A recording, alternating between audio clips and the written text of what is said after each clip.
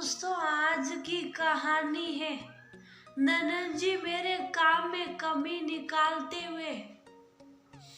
आपको शर्म नहीं आती? दोस्तों, कहानी शुरू करने से पहले अगर आपने चैनल को सब्सक्राइब नहीं किया वो तो कर लीजिए ताकि आपके पास पहुंच सके हर नया वीडियो।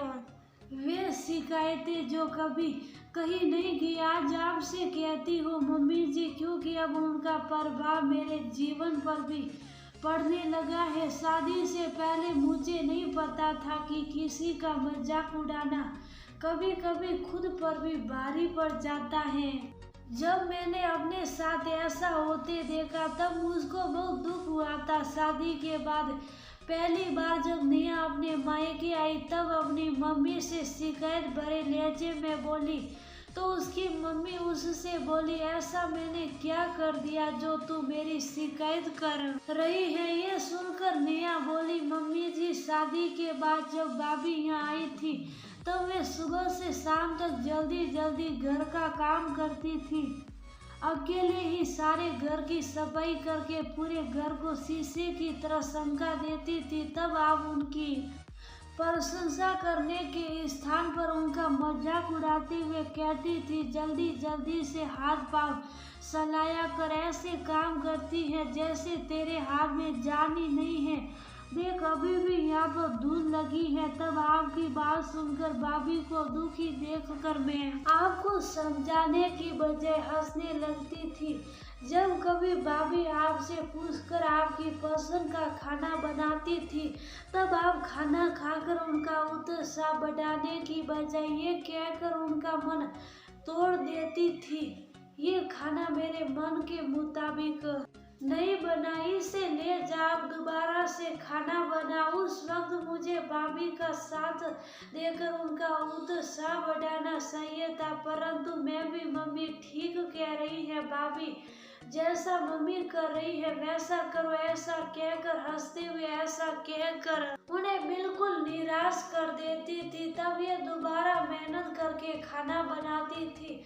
तब हम खाना खाकर उन पर ऐसा एहसान जताते थे जैसे हमने कोई बहुत बड़ा काम कर दिया हो। तब भाभी का उपहास उड़ाते हुए मुझे ये नहीं पता था कि एक दिन मेरे साथ भी ऐसा होगा। मम्मी जी, सारे काम में निपुण होने के बाद जब मैं शादी के बाद ससुराल गई तब एक दिन मैंने मम्मी से पूछकर बड़े मन से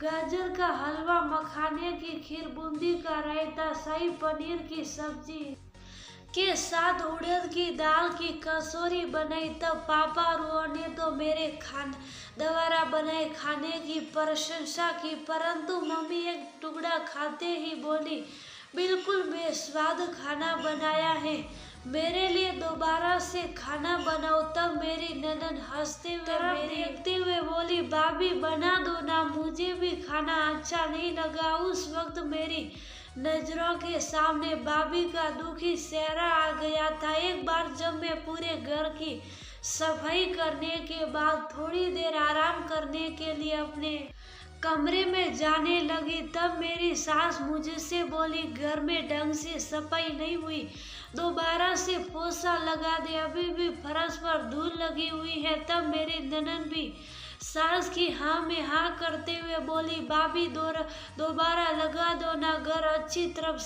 तरह साफ हो जाएगा। ये सुनकर मुझे गुस्सा आ गया और मैं सफाई करने के बजाय अपनी सास से बोली, यदि घर में ढंग से सफाई नहीं हुई तो अपने आप कर लो और आज के बाद मैं वैसे ही काम करूंगी जैसा मुझ पर आएगा। मेरे काम में कमी निकालते हुए आपको शर्म नहीं आती? यदि आपको मेरे द्वारा क्या काम पसंद नहीं आता तो आप खुद कर लिया करो। मेरी बात सुनकर मेरी सास और ननद खामोश हो गई थी। इसके बाद उन्होंने मेरे काम में कमी निकालना बंद कर दिया था। मम्मी जी, माँ का किया कभी कभी बेटी को भी भुगतना पड़ जाता है।